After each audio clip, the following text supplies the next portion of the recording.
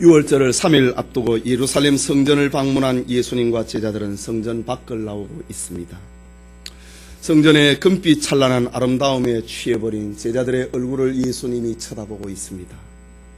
이때 예수님께서는 장차 이 성전이 돌 하나도 돌 위에 남지 않고 다 무너질 것이라고 하는 엄청난 말을 제자들에게 들려주었습니다. 예수님은 제자들에게 예루살렘 성전이 파괴되는 것을 이 세상의 종말과 동일선상에서 말씀하셨습니다. 예루살렘 성전의 무너짐이 하나님을 불신하고 그리스도를 배척한 유대인들을 향한 하나님의 심판이었다면, 이 세상의 종말은 하나님을 불신하고 그리스도를 믿지 않은 온 인류를 향한 하나님의 심판이 될 것이라고 말씀하셨습니다. 제2성전이라 불리는 스룹바벨 성전은 지난날 바벨론 포로지에서 돌아온 사람들에 의해서 건축된 작은 성전입니다. 그런데 로마의 비호 아래 이스라엘의 왕이 된 헤롯은 유대인들의 마음을 사기 위하여서 기원전 19년에 스룹바벨의 이 성전을 증축을 하게 됩니다. 건축되고 있는 예루살렘 성전의 규모는 가히 엄청났습니다. 지난날 솔로몬이 건축을 했던 성전보다도 더 큰 규모의 성전을 헤롯 대왕이 건축하기 시작했습니다. 믿음이 아니라 유대인들의 마음을 사기 위해서 말입니다. 현관의 기둥과 회랑들은 무려 12m가 되는 하얀 대리석 기둥으로 만들었습니다. 성전의 전면과 동편은 두께가 두꺼운 황금의 판으로 그것을 씌웠습니다. 그래서 금빛 찬란한 성전의 외모는 제자들의 마음뿐만 아니라 온 이스라엘 사람들의 마음을 빼앗기에 충분했습니다. 그런데 예수님께서는 제자들에게 이 화려한 성전이 파괴될 것이라고 말씀합니다. 헤롯이 증축을 한 이 성전은 무려 84년 동안에 걸쳐서 진행이 되는데 AD 63년에서야 완공됩니다. 그런데 이 성전은 완성되고 봉헌이 된 지 불과 7년 만에 로마의 디도 장군에 의해서 무너져 버리고 맙니다. 당시 로마의 네로 황제는 로마 본토뿐만 아니라 모든 식민지에 황제 숭배를 강요합니다. 그러자 유대인들 중에 열심당을 중심으로 로마의 식민지에서 벗어나기 위해서 혁명이 일어나기 시작합니다. 그때가 66년입니다. 로마는 이 반란을 진압하기 위해서 본토에서 베스파시안 장군을 파병을 합니다. 이때부터 유명한 유대전쟁이 시작됩니다. 유대전쟁은 4년간이나 계속이 되었는데 처음에는 유대인들이 우세한 듯 했지만은 로마군의 지원과 강력한 무기를 가지고 이스라엘은 점점점 로마군에 의해서 점령을 당하고 마침내 예루살렘 성만 남게 됩니다. 급기야 예루살렘 성은 3년 동안이나 성에 로마군들에 의해서 성이 포위를 당합니다. 그리고 AD 70년 8월 10일 예루살렘은 로마의 디도 장군에 의해서 함락됩니다. 이때의 성전도 파괴되었습니다. 유대전쟁은 베스파시안 장군에 의해서 시작이 되었지만은 갑작스럽게 네로가 죽음으로 말미암아 그는 로마로 돌아가게 되고 그의 아들 디도가 이 전쟁을 끝을 냅니다. 디도 장군이 예루살렘 성전을 파괴할 당시에 이상한 소문이 돌기 시작했습니다. 그것은 헤롯이 성전을 건축하기 시작을 할 때에 성전의 벽의 돌 사이에 막대한 양의 금과 은을 숨겨놓았다고 하는 소문이 돌기 시작했습니다. 이로 인하여서 로마군은 금과 은을 찾아내기 위해서 성전의 돌 하나하나를 다 파헤치게 됩니다. 결국 돌 하나도 돌 위에 남지 않고 다 무너질 것이라는 예수님의 말씀이 문자 그대로 성취되고 맙니다. 이 사건을 통해서 예수님께서는 이 세상의 종말에 대해서 들려주십니다. 지난 시간에 이어서 예수 재림의 징조, 지난 시간은 적그리스도의 출현에 대해서 살펴보았는데 오늘은 전쟁과 기근에 대해서 살펴보고자 합니다. 하나님의 말씀에 은혜가 있기를 소원합니다. 오늘 성경에는 빈번한 전쟁의 소문을 듣게 될 것이라고 합니다. 우리 읽은 6절과 7절의 말씀 다시 읽읍시다. 난리와 난리의 소문을 듣겠으나 너희는 삼가 두려워 말라. 이런 일이 있어야 하되 끝은 아직 아니니라. 민족이 민족을, 나라가 나라를 대적하여 일어나겠고 처처에 기근과 지진이 있으리니. 전쟁이, 이 종말의 징조라고 하는 것은 이스라엘 사회에 있어서는 보편적인 사상입니다. 1세기의 유명한 유대의 역사가였던 요세푸스는 실제로 예루살렘이 로마에 함락되기 직전에 유대는 크고 작은 전쟁의 소문으로 인하여서 시달렸다고 합니다. 인근 알렉산드리아의 전쟁, 셀루치아의 전쟁, 그리고 인근 얌니아에서 일어난 전쟁의 소문으로 시달렸습니다. 이 전쟁으로 4명의 왕이 칼에 죽임을 당하였고 3번이나 내란이 일어났고 외적의 침입이 계속이 되었습니다. 예루살렘이 멸망되기 직전에 이스라엘을 둘러싼 전쟁의 소문은 이미 유대인들의 마음의 공포와 두려움으로 몰아넣었던 것입니다. 물론 인류 역사가 시작되고 난 이래로 전쟁은 끊임없이 계속되어 왔습니다. 그러나 이 세상 끝날이 다가오면 그 강도는 더 격화될 것이란 말입니다. 전쟁은 마침내 심판의 불덩어리가 되는 이 세상을 멸망으로 끌고 가는 한 축이 될 것이면 분명합니다. 전쟁을 일으킨 사람들은 저마다 평화를 위해서 싸운다고 하지만 그 결과는 엄청난 비극을 일으키게 됩니다. 인류 역사에 일어난 모든 전쟁들 가운데 20세기에 일어난 2차례의 전쟁은 가장 비참한 전쟁이었습니다. 1차 세계대전은 1914년에 오스트리아가 세르비아를 침공함으로 시작이 됩니다. 오스트리아의 왕자가 세르비아를 방문을 했는데 세르비아의 젊은 청년 하나가 그를 향하여 총을 쏘아버린 것입니다. 이것으로 인하여 1차 세계대전이 시작되었습니다. 오스트리아는 독일과 동맹을 하게 되고 세르비아는 러시아와 프랑스 연합군의 지원을 받게 됩니다. 그런데 이 전쟁은 점점점 확대가 되어서 영국과 미국, 이탈리아, 오스만 투르크, 중국과 일본까지 합세를 해서 무려 5년 4개월 동안 1차 세계대전이 벌어집니다. 이 전쟁으로 인하여서 1000만 명의 사망자가 발생을 하게 되고 전쟁이 가장 치열했던 유럽의 대부분의 산업시설들은 잿더미가 되어버리고 맙니다. 그리고 이 1차 세계대전이 낳은 한 사람이 있는데 그가 바로 히틀러입니다. 1차 세계대전이 일어나고 난 다음에 불과 20년 만에 또다시 대전이 벌어집니다. 2차 세계대전은 1939년에 독일이 폴란드를 침공을 함으로 시작이 됩니다. 독일은 이태리와 일본과 동맹을 맺고 세계를 정복하고자 했습니다. 일본으로 하여금 아시아와 그리고 미국을 점령을 하고 저 이태리와 독일은 유럽을 정복하기 위해서 일으킨 전쟁입니다. 여기에 대항을 해서 영국과 프랑스, 소련, 미국 등이 연합군을 이루어서 6년 동안이나 전쟁이 계속됩니다. 이 전쟁으로 인하여서 인류의 5분의 4가 전쟁의 비극에 빠지게 되고 2차 세계대전으로 말미암아 5천만 명이 죽게 됩니다. 2차 세계대전 이후의 세계는 서구 민주세계와 소련과 중국으로 대변되는 공산주의 세계로 양분이 됩니다.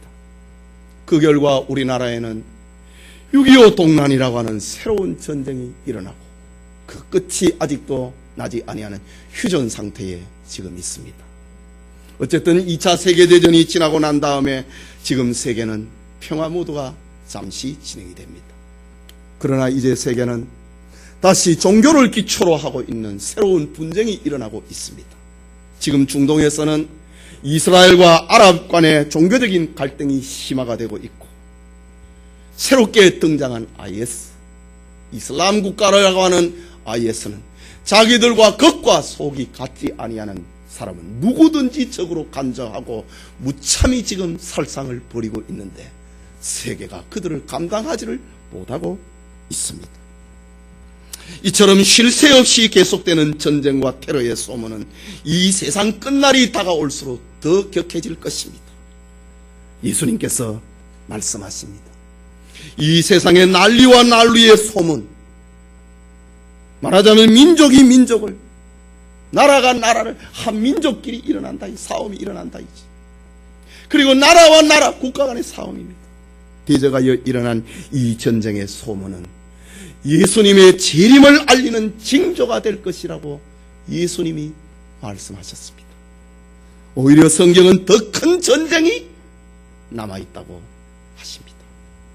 역사가들의 예측을 하기로는 3차 세계대전이 발생을 하면은 이 전쟁은 핵무기와 생화학무기를 등장을 한 인류 역사가 지금까지 경험하지 못한 대비극이 벌어지게 될 것이라고 합니다. 그 규모는 가히 이 세상을 끝내고도 남음이 있을 것이라고 역사가들은 추정을 합니다. 요한계시록 9장에 보면은 이 마지막 전쟁에 대해서 우리에게 알려주고 있는데, 유프라테스 강 부근에서 2만만의 군사가 동원이 되는 엄청난 규모의 전쟁이 벌어질 것이라고 합니다. 여러분, 2만만이라고 하는 것은 2만 곱하기 2만인데 2억 명의 군사가 집결을 하는 유프라테스 강을 중심으로 벌어지는 전쟁입니다. 그런데 요한계시록 16장에 보면은 이 전쟁에 동방의 왕들이 가담함으로 세계 전쟁이 된다고 합니다. 동방의 왕이 누구입니까? 그것은 중국이 될 수도 있고, 일본이 될 수도 있고, 인도가 될 수도 있고, 우리나라도 될 수 있습니다. 2억 명이 출동을 하는 유프라테스 강 주변에서 일어나는 전쟁이 그것으로 끝나지 아니하고 동방에서 오는 왕들이 거기에 가담함으로 세계대전이 벌어질 것이다. 이 전쟁을 가리켜서 유프라테스 강에서 시작을 했는데 아마겟돈, 무깃도에서 벌어지는 전쟁이 될 것이다 라고 합니다. 유프라테스 강에서 벌어진 것은 경제문제, 정치문제일 수 있습니다. 그러나 아마겟돈, 무깃도에서 벌어지는 전쟁은 종교전쟁입니다. 마지막 전쟁이 일어나는 시작은 종교문제인지 사상문제인지 정치문제인지 경제문제인지 역사문제인지 사회인지 잘 분간이 안 됩니다. 뒤섞여버린 전쟁이 벌어지게 됩니다. 그러나 이 마지막 전쟁의 결론은 종교전쟁으로 된다는 말입니다. 아마겟돈 전쟁의 실체는 종교전쟁입니다. 가인이 아벨을 죽인 인류 최초의 살인사건이 종교문제였습니다. 너의 예배는 하나님이 받으시고 나의 예배는 받지 않으셨다. 그래서 동생을 돌로 쳐 죽인 겁니다. 인류 역사의 중심이 되고 있는 BC와 AD를 구분해내는 예수님을 십자가에 죽인 이 사건도 예수님이 하나님의 아들이다 라고 해서 유대인들이 예수님을 십자가에 죽였습니다. 그리고 이 세상 마지막의 전쟁도 종교전쟁이 되고 말 것입니다. 왜냐하면 하나님을 대적을 하고 신자를 병멸을 하는 것이 전쟁을 일으킨 사탄의 궁극적인 목적이 때문입니다. 그러나 이때에 하나님께서 성도들을 환난에서 건지시기 위해서 역사에 개입하십니다. 이것이 바로 예수님의 재림입니다. 그때가 세상의 끝입니다. 예수님께서 마태복음 24장 21절 이후에 말씀하시기를 그때에 큰 환난이 있겠음이라. 창세로부터 지금까지 이런 환난이 없었고 후에도 없으리라. 그 날들을 감하지 아니할 것이면 모든 육체가 구원을 얻지 못할 것이나 그 택하신 자들을 위하여 그날을 감하시리라. 주님이 재림하지 아니하시면, 하나님께서 이 세상 역사에 개입을 하지 아니하시면 신자들이 다 죽는다 이거지. 왜? 마지막 전쟁이 신자를 박멸을 하는 전쟁이기 때문에 하나님께서 역사에 개입을 하지 아니하면 신자들은 다 순교자가 되고 만다 이거지. 신자들의 죽는 그거를 줄여주기 위해서, 신자들이 당하는 고난을 줄여주기 위해서 예수님이 재림하신다. 예수님이 재림하지 아니하면은 모든 성도들이 사탄의 권세에 다 죽는다 이지. 성도 구원을 위하여서, 성도들을 위로하기 위하여서, 성도들의 눈물을 그만 흘리도록 하기 위해서 하나님이 역사에 개입하시는 사건이 예수님의 재림입니다. 깨닫는 은혜가 있기를 소원합니다. 그리고 예수님이 들려주신 종말의 징조 또 하나는 처처에서 일어나는 기근입니다. 7절 후반부에 보면은 처처에 기근과 지진이 있으리니 이 모든 것이 재난의 시작이니라. 굶어 죽는 것. 기근이라고 하는 것은 가뭄과 흉년과 자연계의 변동으로 인하여서 일어나는 식량난의 재앙입니다. 기근이라고 하는 것은 성경에서 범죄한 이스라엘을 심판하시는 하나님의 매입니다. 예수님께서 예루살렘의 멸망과 관련해서 기근의 재앙을 말씀하셨습니다. 그것이 사도행전 시대부터 성취가 됩니다. 예수님이 30년의 십자가에 못 박혀 죽으시고 그리고 70년에 예루살렘이 멸망합니다. 그 40년 사이에 큰 재앙이 예루살렘을 중심으로 하고 사도행전에는 2번이나 기록합니다. 사도행전 11장 28절에 보면은 그 중에 아가보라 하는 한 사람이 일어나 성령으로 말하되 천하가 크게 흉년이 들리라 하더니 글라우디오 때에 그렇게 되니라. 예수님 말씀대로 됐다는 말입니다. 예루살렘이 멸망하기 직전에 큰 흉년이 들었다는 말입니다. 이때의 흉년을 사도행전 11장에 이때의 흉년을 예루살렘 교회가 어떻게 극복을 하는가? 저 안디옥 교회의 후원을 받아가지고 도움을 받아서 예루살렘 교회가 기근을 면합니다. 그리고 10년 후에 예루살렘에는 또 한 번의 대기근이 일어납니다. 이때에는 저 마게도니아 지역의 교회의 도움을 받아서 예루살렘 교회가 기근을 면합니다. 바울이 3차 전도 여행을 마치고 돌아올 때에 저 마케도니아와 아가야 지역에 있는 모든 교회들이 연보를 해가지고 교인들의 대표들이 바울과 함께 예루살렘에 돌아와서 예루살렘 교회와 성도들을 구제하게 됩니다.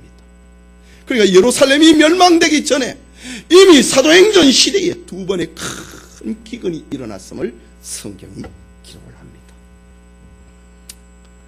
그러나 예루살렘 멸망 직전에 일어난 기근은 감당할 수가 없었습니다. 지난 시간에 말씀을 드렸지만 예루살렘 멸망 직전에 거짓 선지자들이 일어나서 전쟁의 환란에서 벗어나려면 성전이 있는 예루살렘으로 피난을 가야 된다고 유언비어를 퍼뜨렸습니다. 거짓 선지자들이 그랬습니다. 이때에 많은 사람들이 로마군들을 피하기 위하여서 예루살렘 성전 안으로 모여들었습니다.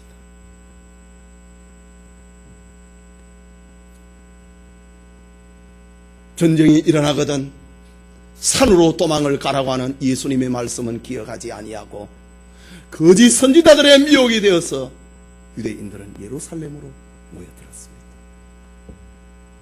그런데 전쟁이 1년이 지나고 난 다음에 예루살렘은 로마군에 의해서 겹겹이 포위를 당합니다. 들어가지도 못하고 나가지도 못하고 물자 공급을 받지도 못하고 3년 동안 로마군이 예루살렘을 포위해버립니다. 많은 유대의 사람들이 거짓 선지자들의 예언을 믿고 예수님의 말씀은 생각 안 하고 예루살렘으로 도망을 가다가 그 안에서 3년 동안 갇혀버렸습니다. 결국 성 안에 있는 사람들은 양식이 다 떨어져 버렸습니다. 심지어 자식을 먹는 그런 비극이 벌어졌습니다.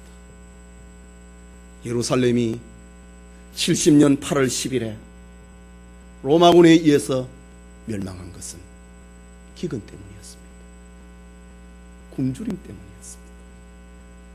더 이상 견디지 못하고 로마군이 들어와서 그 안에 있는 110만 명의 유대인들을 죽여버렸습니다.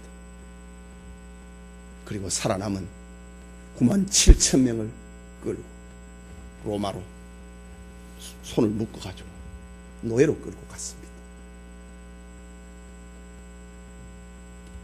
여러분, 기근이라고 하는 것은 역사상 수없이 반복된 것은 사실입니다.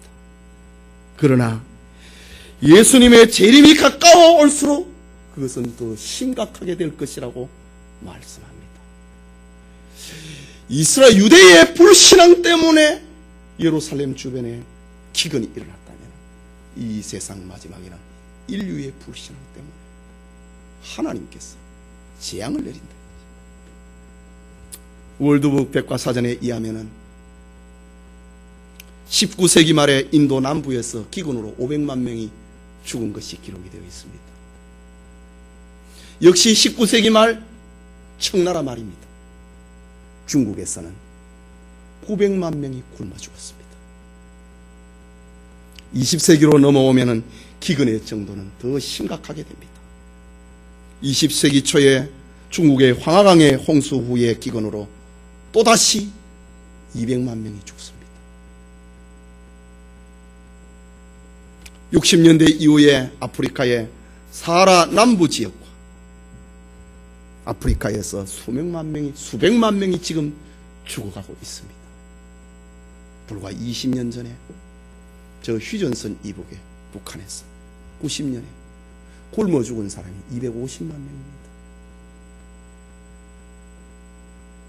유엔 식량농업기구 FAO에 따르면 2000년부터 전 세계에는 8억 5천만 명이 매일 굶주림에 시달리고 있다고 합니다. 여러분, 이런 소리를 들으면 우리의 마음이 성경으로 쫓아가야 됩니다. 뿐만 아니라 지금 세계에는 14개의 나라에서 식량 문제로 지금 폭동이 일어나고 있습니다. 저는 지난 3월에 TV에서 카이스트의 산업디자인과 교수였던 배상문 교수의 인문학 강의를 아주 경청을 한 적이 있습니다. 그는 전 세계에 하루에 10,000원 이상을 쓸 수 있는 사람이 전 세계 인구 가운데서 10%밖에 안 된다고 합니다. 여러분, 다 하루에 10,000원 이상 쓸 수 있지요? 안 써서 그렇지.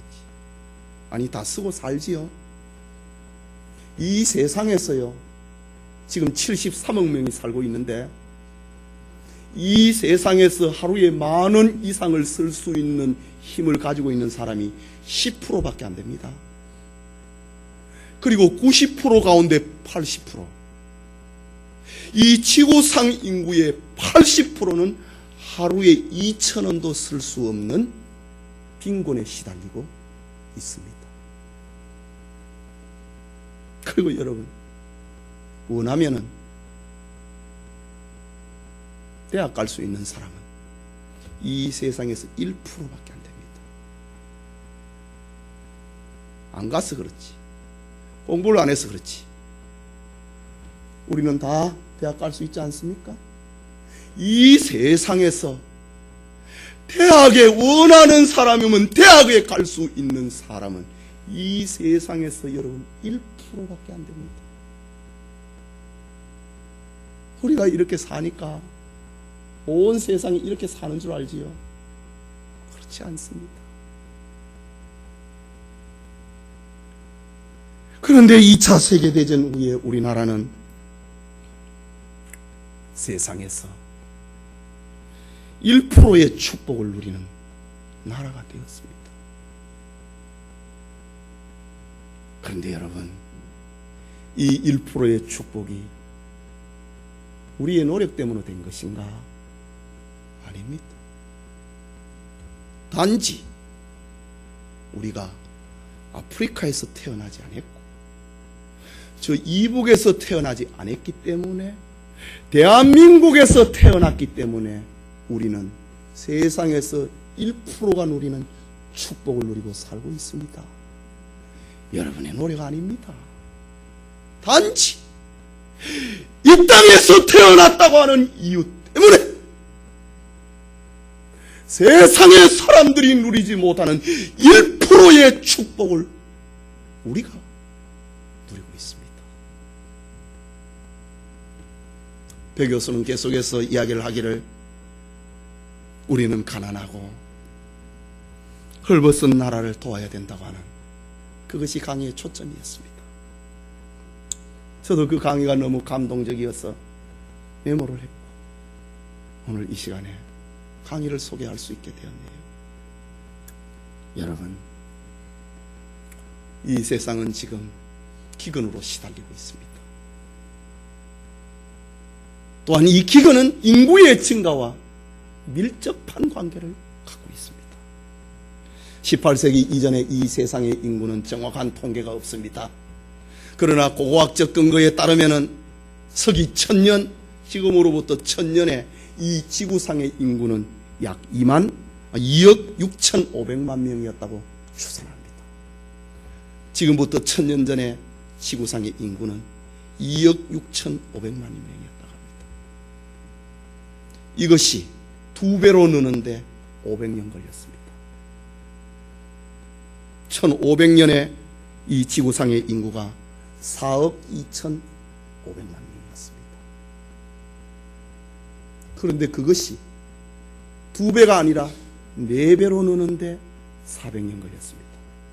1900년대에 이 지구상의 인구는 16억 2,500만 명이었습니다. 지금부터 100년 전에 지구상의 인구는 16억 2,500만 명입니다.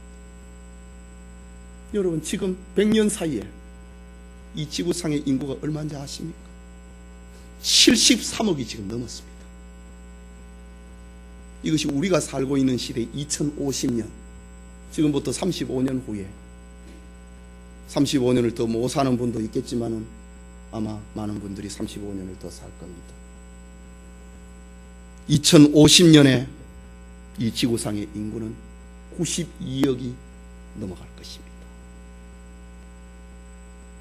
그리고 우리가 살지 못하겠지만은 지금 21세기를 우리가 살고 있는데 21세기 초를 살고 있는데 21세기 말이 되면 이 지구상의 인구는 153억이 됩니다. 이건 어쩔 수 없습니다. 그렇게 됩니다. 그렇다면은 지구상에 일어나는 기근과 인구의 폭발은 죽음을 예상할 수밖에 없습니다. 그래서 선진국가에서의 고민이 뭡니까? 미래의 먹거리를 어떻게 만들어낼 것인가입니다. 그러나 절대 다수의 이 지구상의 사람들은 굶어 죽을 것입니다. 20세기 최고의 인류학자요 역사학자인 아놀드 토인비 교수는 이런 말을 했습니다. 만약 핵전쟁이 일어난다면 인류 문명을 유지할 인간이 이 세상에는 살아남지 못할 것이다. 그러나 핵전쟁이 일어나지 않는다면 인구가 너무 많아서 살 수 없을 것이다. 토인비 교수의 말입니다. 그렇게 배고파 합니다. 이 세상 종말의 기록인 요한계시록 6장 5절과 6절에 보면은 셋째 인을 떼실 때에 내가 들으니 셋째 생물이 말하되 오라 하기로 내가 보니 검은 말이 나오는데 그 탄자가 손에 저울을 가졌더라. 내가 네 생물 사이로서 나오는 듯하는 음성을 들으니 가로되 한 데라리온의 밀 한 대요 한 데라리온의 보리 석 대로다. 이 검은 말, 이거는 검은색은 여러분 굶어 죽은 걸 상징을 합니다. 굶어 죽은 사람은 시체가 검게 변합니다. 병들어 죽은 사람은 청황색으로 변합니다. 다음 시간에 우리 전염병에 대해서 살펴볼 것입니다. 청황색 말이 등장합니다. 검은 말이 등장합니다. 검은 말을 탄 사람이 나오는데 손에 저울을 들었더라. 저울은 경제활동의 상징 아닙니까? 달아서 판다 이거지. 물건을 달아서 판다 이거지. 그런데 한 데나리온의 밀 한 대요 한 데나리온의 돌이 석대였다. 극심한 인플레를 말하는 것입니다. 여러분, 인구가 많아지고 식량이 적으면 인플레가 일어나는 거 당연한 거 아닙니까? 서로 살려고 하는데 곡물값이 폭등을 하지. 우리는 오늘날 이 세상 끝날의 징조를 이해하는데 어렵지 않습니다. 여러분, 예수님 당시에 유대인들은요, 예루살렘의 멸망도 경험하지 못했고 예수님 재림도 아주 멀리 있는 겁니다. 아무것도 되어진 일이 없습니다. 그러나 우리는요, 예루살렘의 멸망이라고 하는 과거의 역사적인 사건을 이미 가지고 있습니다. 그러니까 우리가 예수님을 더 잘 믿어야 된다, 이 말입니다. 왜? 사실을 가지고 말로 하고 있기 때문에. 이 성경이 기록이 될 때에는 아직 예루살렘이 40년 후에 멸망하니까 아직 그게 믿어지지 않는 겁니다. 그러나 우리는 이미 이루어진 사건을 가지고 있다 이거지. 우리가 더 잘 믿어야 되는데 믿음을 보겠느냐, 성경은 말을 하고 있습니다. 앞으로 세상의 종말과 예수님의 재림이 가까워 올수록 기근은 점점 더 심각하게 될 것입니다. 이것은 기후변화나 인구 증가에 따른 어떤 학자들의 추정만이 아니라 그것은 예수님의 말씀입니다. 천지가 없어져도 주님의 말은 하나도 없어지지 않습니다. 다 이루어지고 마는 것입니다. 성도 여러분, 오늘 우리는 예수님께서 말씀하신 예루살렘을 둘러싼 현실, 빈번한 전쟁과 처처에 일어나는 기근의 소식을 듣거든 예루살렘 멸망이 가까운 줄 알리라고 하는 주의 말씀을 보고 있습니다. 우리는 이것을 과거적인 역사적인 사건으로 우리는 가지고 있습니다. 예수님께서는 이 역사적인 사실을 통하여서 이 세상의 종말, 예수 재림의 때를 말씀하고 계십니다. 온 세상 여기저기에서 일어나는 난리와 난리의 소문, 민족이 민족을 대항을 하여 일어나겠고 나라가 나라를 대적하여 일어나는 소문, 그리고 처처에서 일어나는 기근은 예수 재림의 징조가 될 것이라고 말씀하고 있습니다. 예수님께서는 제자들에게 징조로 말씀하셨습니다. 이런 일이 있어야 하되 끝은 아직 아니니라. 아직 멀었다 이 말입니다. 이 모든 것이 재난의 시작이니라. 그러나 예수님의 말씀 가운데 더 중요한 말이 있습니다. 6절 중간에 있는 말씀, 너희는 삼가 두려워 말라. 이것이 핵심입니다. 너희는 삼가 두려워 말라. 예수님이 제자들에게 들려주신 말씀입니다. 예수님이 오늘 우리에게, 오늘날 성도들에게 들려주시는 말씀입니다. 너희는 삼가 두려워하지 말라. 여러분, 이유가 무엇입니까? 너희는 두려워하지 말라고 하는 이유가 무엇입니까? 예루살렘의 심판은 로마가 집행을 하는 것 같지만은 하나님이 하고 있기 때문이라는 말입니다. 하나님을 불신하고 있는 유다를 향한 하나님의 심판이기 때문입니다. 그러나 너희들은 믿음을 잊지 않느냐 이 말입니다. 이 세상 마지막의 심판은 사탄이 하는 게 아니라 하나님이 하시는 일이기 때문에 너희는 삼가 두려워하지 말라. 아버지가 자식을 지키기 위하여서 자식을 해하는 자들을 벌주기 위해서 등장한 것이다. 이런 재앙이 일어나거든 너희는 삼가 두려워 말라. 너희를 징벌하라고 하나님이 서신 것이 아니다 이 말입니다. 너희를 괴롭히는 악인들을 징벌하기 위한 하나님이 매를 들 것이다 라는 말입니다. 그렇다면 하나님의 자녀된 성도들에게 이 세상 종말의 날은 바로 소망의 날입니다. 하나님의 자녀된 성도들에게 이 세상에 지진과 기근이 일어나고 전쟁의 소문이 일어나는 이것은 새 하늘과 새 땅과 새 삶을 하나님 자녀들에게 주시기 위한 영광의 날이 될 것입니다. 그래서 너희는 삼가 두려워하지 말라. 살아도 천당 가고 죽어도 천당 갈 것이다. 살아남아도 천당 갈 것이고 죽어 순교자가 되어도 천당 갈 것이니 너희는 삼가 두려워 말라고 하십니다. 예수님이 하시는 말씀 13절 마지막에 끝까지 견디는 자는 구원을 얻으리라. 믿음을 두고 하는 말입니다. 그리고 마태복음 25장 13절에 그런즉 깨어있으라. 너희는 그날과 그 시를 알지 못하느니라. 주님의 부탁입니다. 우리 모든 성도들이 깨어 주님을 향한 믿음을 가지고 주님을 향한 사랑을 가지고 주님 오심을 소망을 하는 그날이 안 왔으면 좋겠다 이게 아니라 주님이여 어서 속히 오시옵소서.